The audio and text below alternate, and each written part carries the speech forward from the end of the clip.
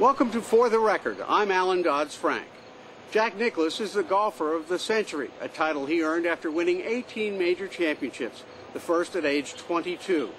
Now 67, Jack Nicklaus has been a role model and a hero to countless golfers, including Tiger Woods. I met Nicklaus at the Tournament Players Club of Boston shortly before he gave the captain's speech to the U.S. President's Cup team. I began by asking Jack how his golf course business is doing. We're unbelievably strong around the world right now.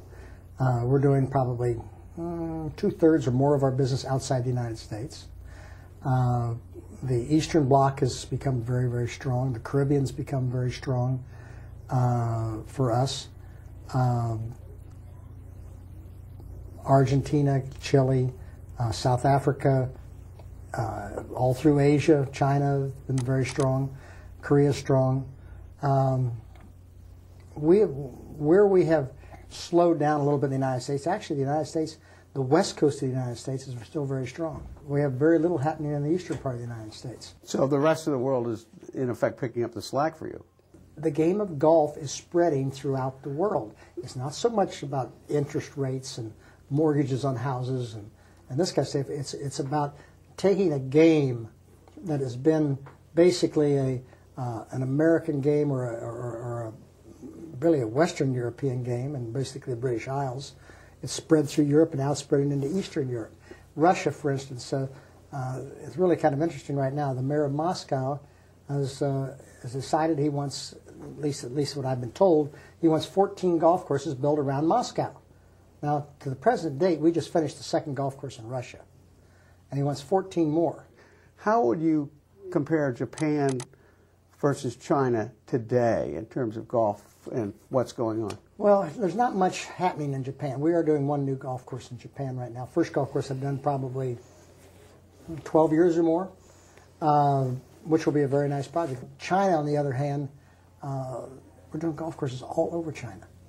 I've got an office in Hong Kong that basically does that. We have several golf course ways we do golf courses. We do Nicklaus signature golf courses, or Jack Nicklaus signatures. We do Nicklaus golf courses. We do Nicklaus design golf courses. We do, like kids, we do our designers do things. There's a variety of price range, in other words, in the golf course business. And what's the price range from X to Y? Oh, it varies. Whatever makes common sense. I mean, it can vary anywhere from several $1 million to down to probably about $500,000 is about as least as we do a golf course for now. Now, you've designed more than 300 golf courses. Tiger Woods has just announced he's going to design one. How's that going to affect competition? I think it can only stimulate the game. There's been a lot of interest, a lot of talk. You're asking a question about it. Why are you asking a question about it? Because Tiger has gotten involved. Tiger is the biggest name in golf today. He's interested in it. He's excited about it, and people are interested in reading about it. Well, and Tiger's talking about two projects, both a $25 million project for him. So if that we love to hear that, because that just raises the bar for everybody else. Is Tiger getting $25 million for a golf course? No, of course he's not getting $25 million. But does he have the potential to make $25 million through the things the way that's the way they've structured the deal, the way it's happened. I assume. I shouldn't say that he's not, because I don't think he. But I can't imagine. I've done golf courses for one of the gentlemen. He's not going to pay $25 million for a golf course. And so anyway, but Tiger's involvement is great. It's great for the game. It's taking what he knows. It's what I did 30 years ago or 40 years ago. What I found out and what I learned in the game and being able to put it on a piece of ground to be here long beyond his golf game in his lifetime.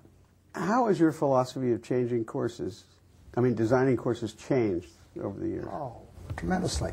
When I first started, it was a novelty to me. I was fascinated with the idea of putting something on a piece of ground. So I think that'd be neat to have that as a whole coming around here. Idea of having a few ideas to be able to put on this piece of ground. Tiger can only have a few ideas at this point. He doesn't know enough about it to be able to design a golf course. He knows enough about it that he knows what he likes, and I knew what I liked at that point in time, and so he'll be able to transpose what he thinks about a golf course, and like I was able to do. Most of the courses I did when I first started were for tournament golf, and so I did Muirfield Village, Glen Abbey, Shoal Creek, Castle Pines, Australian Golf Club, all golf courses that held major events on. And so I was able to get into it as a golfer and the way I played into those golf courses. You've got to learn how to design the golf course not only for the ability to be able to house a tournament, but you really design it for who's going to play it 51 weeks of the year. And it's the average golfer and the women, the kids, the beginners. And you've got to be able to get them around the golf course. They've got to be able to have an enjoyable experience. They've got to have fun. So the philosophy, and also it's whatever the owner's philosophy is.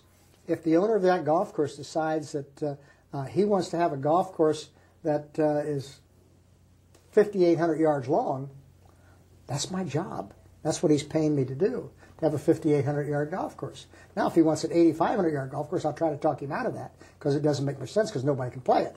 5,800-yard, everybody can play, but probably it's not enough golf course. So you've got to go through the thing and figure out what does the owner want, what's he trying to accomplish, and my definition of a good golf course is a golf course that I design that services a purpose for the owner for which he's